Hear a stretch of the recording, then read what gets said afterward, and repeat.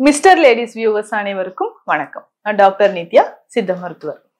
ஆண்களை பொறுத்த வரைக்கும் உயிரணுக்கள் எவ்வளவு முக்கியம்?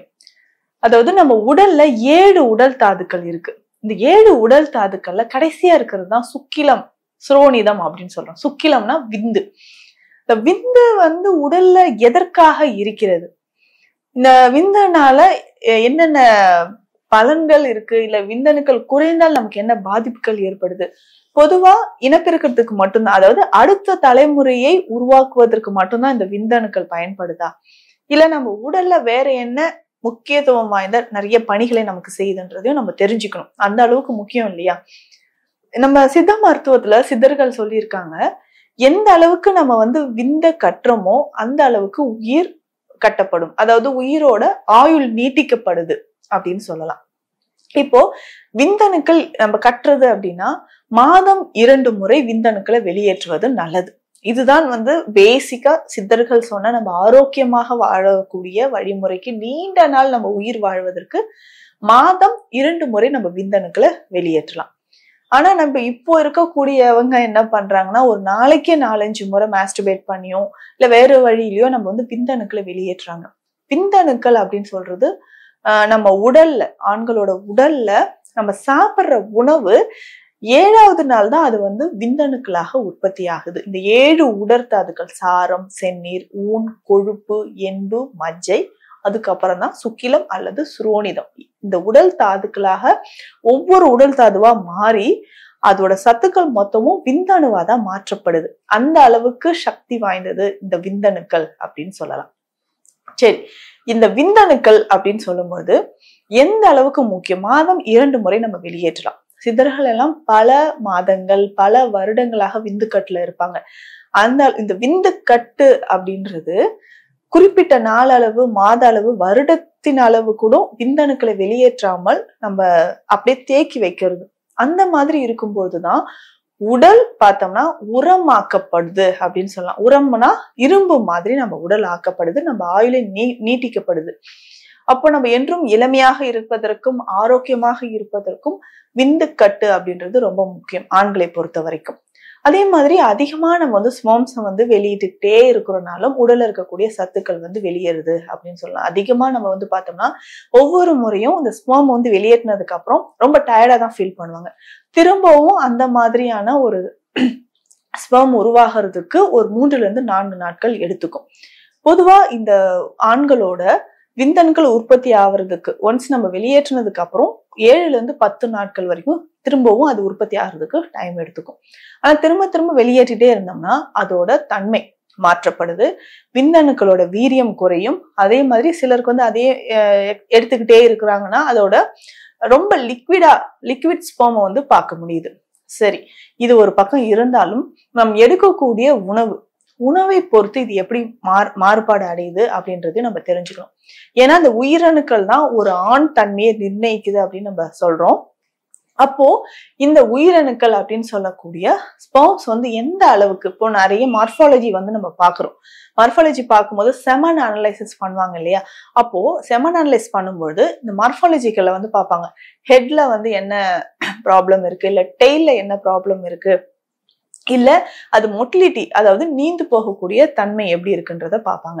அடிக்கடி இந்த மாதிரி விந்து வெளியேற்றிக்கிட்டே இருக்கக்கூடிய நபர்களுக்கு பார்த்தோம்னா இந்த மார்பாலஜில நிறைய மாற்றங்கள் ஏற்படுதுன்னு சொல்லலாம். அதே மாதிரி இப்போ இருக்கக்கூடிய காலகட்டத்துல நிறைய பேருக்கு இந்த எரெக்ஷன் அப்படின்றது இல்லாம இருக்கு, விரைப்புத்தன்மை அப்படின்றது இல்லாம இருக்கு.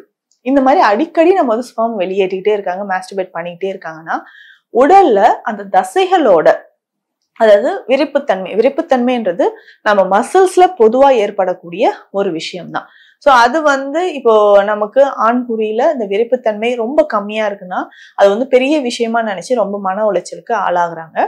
அதற்கு ஏற்ற மாதிரியான உணவு முறைகள் மற்றும் இப்ப அதிகமா மாஸ்டர்பேட் பண்றதை நம்ம அவாய்ட் பண்ணிக்கலாம். சோ மாதம் 2 முறை அப்படின்றது சித்தர்கள் வகுத்த ஒரு முறை. 2 முறை நம்ம விந்தணுக்களை வெளியேற்றணும். அடுத்தது நம்ம எடுக்கக்கூடிய உணவு எப்படி விந்தணுக்களோட குவாலிட்டியை நம்ம டிசைட் பண்ணுது. பொதுவாக 30 வயதுக்கு மேல, அது ஜென்ஸா இருந்தாலும் லேடிஸா இருந்தாலும் சொல்லுவாங்க, ஆண்களுக்கு ஒரு 35 வயதுக்கு மேல ஸ்பெர்மோட குவாலிட்டி குறையும். லேடிஸ்க்கு பார்த்தோம்னா 30 வயதுக்கு மேல அந்த எக்கோட குவாலிட்டி குறைய ஆரம்பிக்கும். அப்போ அதை வலிமைப்படுத்துவதற்கான நிறைய மருந்துகள் வந்து சித்த மருத்துவத்துல இருக்கு. அதற்கு ஏற்ற மாதிரி மருந்துகள் எடுக்கும் பொழுது நமக்கு விந்தணுக்களோட எண்ணிக்கையும் சரி, அதோட வீரியமும் சரி அதிகரிக்குதுன்னு சொல்லலாம். இப்போ விந்தணுக்கள் வந்து தரமானதாக இருக்கணும், குவாலிட்டியா இருக்கணும். நான் வந்து இப்போ மேரேஜ்க்கு ரெடி ஆயிட்டு இருக்கிறேன், நான் அடிக்கடி பிஃபோர் மேரேஜ் நிறைய மாஸ்டர்பேட் பண்ணி நிறைய லாஸ் பண்ணியிருக்கிறேன், அப்போ எனர்ஜி இல்லாமல் இருக்கு, எரெக்ஷனே இல்லாம இருக்கு, இந்த மாதிரி கண்டிஷன்ல இருக்கக்கூடியவங்களா இருக்கட்டும், இல்ல 40 இயர்ஸ்க்கு மேல 40 வயதுக்கு மேல எனக்கு விருப்பத்தன்மை குறைவா இருக்கு, விந்தணுக்கள் எண்ணிக்கை கம்மியா இருக்கு, இந்த மாதிரி கண்டிஷன்லயும் மனக்குழப்பத்திலையும் இருக்கக்கூடியவங்களும் என்னென்ன வழிமுறைகளை ஃபாலோ பண்ணலாம் அப்படின்னா, முதல்ல இதுக்கு அதிகமான புளிப்பு சுவை, அவுட் சைட் ஃபுட், அதாவது நிறைய உப்பு சேர்த்த உணவுகள் எடுக்கிறத அவாய்ட் பண்ணிக்கணும்.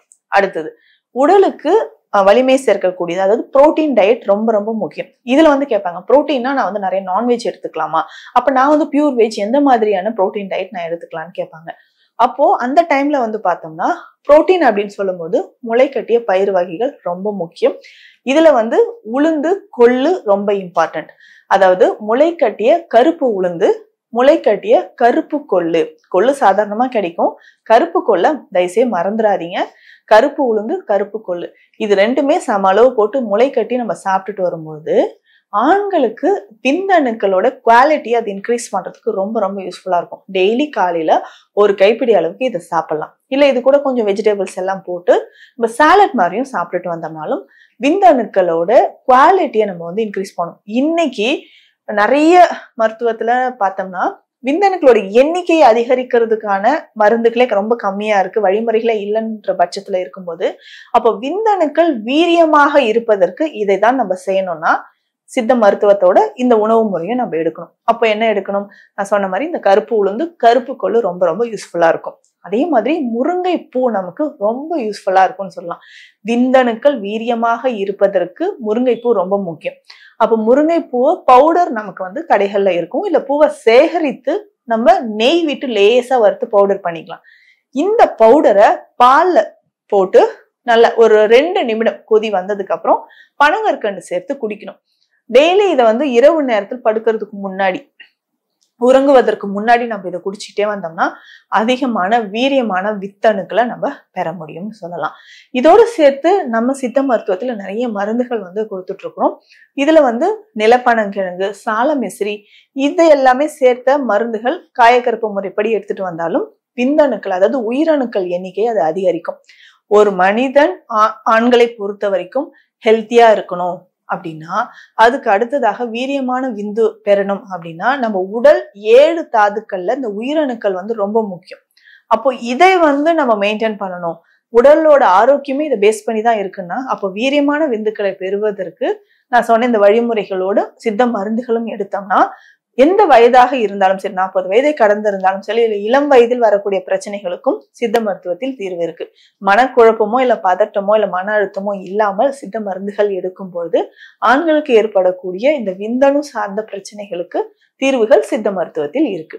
மீண்டும் அடுத்த பதிவில் சந்திக்கலாம். நன்றி.